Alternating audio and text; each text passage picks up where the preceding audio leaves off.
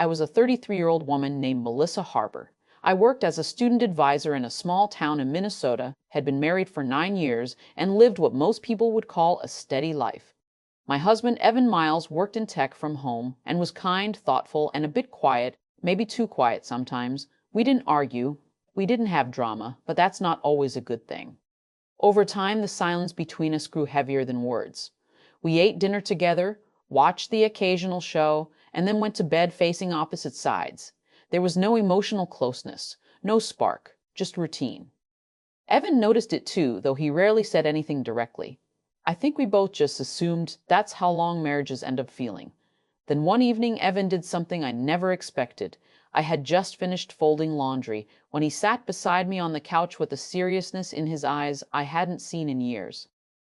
"Melissa, I've been thinking," he started. "About what?" I asked. He took a slow breath and looked right at me. "About us, about how things feel between us. I know you're not happy. I know I haven't connected with you the way I used to." I was quiet for a moment. It was the first completely honest thing he had said in a long time. "You're right," I said softly. "It's not working, and I don't know how to fix it." What he said next felt like both a shock and a strange kind of relief. "I want to try something," he said. "Something a little different." I frowned. "Different how?" He hesitated. "I've been reading about how some couples try open conversations, even arranged emotional experiences to help rebuild connection." I blinked. "Are you saying what I think you're saying?" Evan looked down, clearly uncomfortable.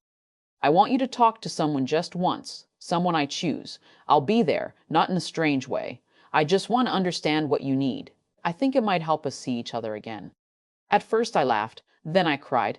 It sounded like the most unusual and confusing idea I had ever heard, but at the same time I couldn't shake the curiosity, and that scared me.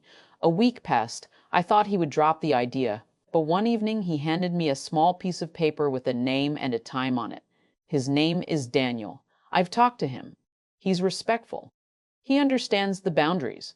I didn't know whether to argue or walk away, but something inside me, a mix of frustration, sadness, and maybe deep down a bit of hope, led me to that meeting. The night came. Daniel was a calm, friendly man in his late 30s with warm eyes and a gentle tone. He greeted me politely, and we sat in a rented cabin where Evan sat quietly in the corner, a glass of water in his hand, looking almost more nervous than I was. There were no dramatic moments, nothing intense, just conversation, understanding, and emotion. Daniel asked me how I had been feeling. I told him things I hadn't said even to my closest friends. I cried when he asked me what I missed about my younger self. I laughed when he talked about how confusing life can be. And somehow, in the softest, safest way, I felt noticed for the first time in years. At one point, Daniel reached out and lightly held my hand for comfort. That was all. But something inside me broke open. Evan saw it. He nodded slowly, understanding something neither of us had ever said out loud. This wasn't about betrayal. It was about release.